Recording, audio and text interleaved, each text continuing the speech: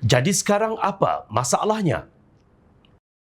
Semalam terjawab semua persoalan yang bermain di minda rakyat dan para politikus apabila 6 ahli Parlimen Parti Pribumi Bersatu Malaysia Bersatu yang mengisytiharkan sokongan kepada Perdana Menteri Datuk Seri Anwar Ibrahim tidak perlu mengosongkan kerusi mereka dan status mereka kekal sebagai ahli Parlimen. Yang di-Pertua Dewan Rakyat Tan Sri Johari Abdul berkata, ini kerana amalan itu bukanlah mendatangkan sebarang kesalahan disebabkan mereka masih ahli bersatu. Bagaimanapun beliau mencadangkan supaya menyatakan secara bertulis bahawa masih kekal ahli parti tersebut dan tidak bertindak keluar parti. Pada saya, selagi mereka kata mereka tidak lompat, dia tidak meninggalkan partinya. Nyatakan secara bertulis yang mereka masih ahli bersatu. Dia sokong Perdana Menteri. Jadi apa masalahnya? Katanya kepada media sempena pertemuan khas di Parlimen.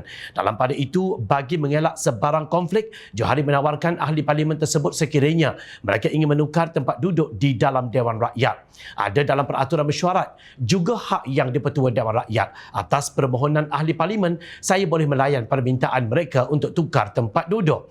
Jika mereka mahu berpindah, mereka boleh tulis kepada saya, email atau mesej saya. Saya mahu pindah dari A ke B sebab saya tak suka jiran saya atas sebab tertentu selagi ada ruang, katanya lagi.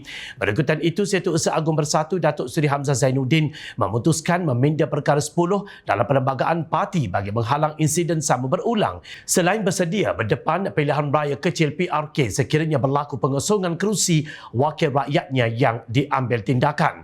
Tan Sri Johari Abdul juga turut mengesahkan tiada usul undi tidak percaya kepada Perdana Menteri yang dikemukakan setakat ini bagi persidangan Dewan Rakyat yang akan bermula 26 Februari ini.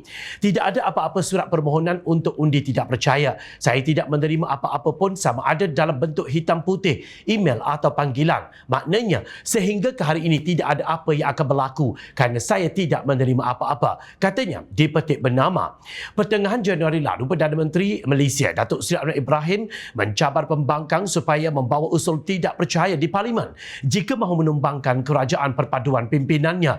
Dan berkata kerajaan perpaduan sudah memberi peluang kepada usul tidak percaya dibuat, namun langkah itu tidak pernah dilakukan pembangkang sejak setahun lalu. Namun asyik dengan pelbagai propaganda dan naratif menumbangkan kerajaan hingga mengundang ketidakstabilan politik sekaligus mengganggu gugat keyakinan pelabur.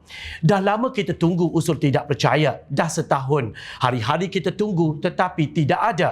Jadi kita tidak ada fikir apa-apa. Saya tidak fikir mereka ada kekuatan untuk membawa ini. Akuan bersumpah bagi menumbangkan kerajaan selain propaganda untuk menipu penyokong supaya tidak hilang semangat mereka. Saya berbeza pendapat. Kalau tak boleh bawa perubahan, patutnya bekerjalah untuk rakyat. Rakyat akan buat pilihan akhirnya. Katanya seperti dilaporkan Berita Harian. Adalah sangat wajar sokongan terhadap seseorang Perdana Menteri harus diputuskan melalui undi percaya di Dewan Parlimen atau Dewan Rakyat dan bukannya berdasarkan akuan bersumpah SD dan bukan dengan laporan penulis blog dalam buangan Raja Petra Kamarudin yang mendakwa bahawa pembangkang telah berjaya memperoleh sekitar 120 SD untuk menjatuhkan pentadbiran Anwar.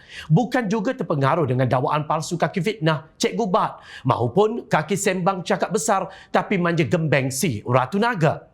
Jadi apa masalahnya sekarang? Masalahnya ialah undi tidak percaya itu adalah langkah yang sepatutnya diambil pembangkang tetapi tidak boleh dibuat kerana mereka hakikatnya pengecut, bacol dan suka bermain dengan persepsi serta sentimen. Itu memang mereka juara. Langkah Dubai, langkah Chowkit, langkah London dan pelbagai langkah yang dipropagandakan. Namun sekarang sudah terbukti semua itu hanyalah sekadar politik cemas dalam kalangan mereka yang kehilangan modal. Jemaah menteri, pimpinan dan kerajaan, eloklah kita tumpukan kepada pembangunan negara dan membina imej negara yang lebih baik. Jadikan 2024 ini sebagai tahun pembangunan dan keutuhan Malaysia. Usah bazirkan masa rakyat melayan orang yang sedang meroyan.